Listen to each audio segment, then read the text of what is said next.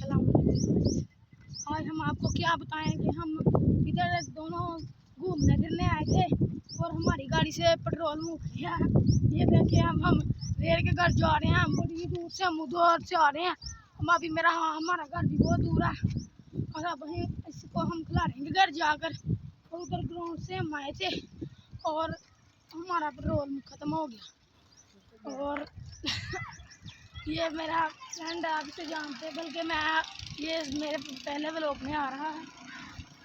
ये my friend है, my best friend. इधर आई तेरा पेट्रोल इधर दे।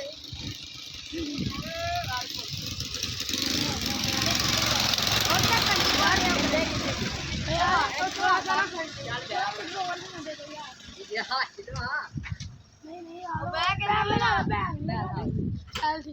मगर तू पीछे बैठ नहीं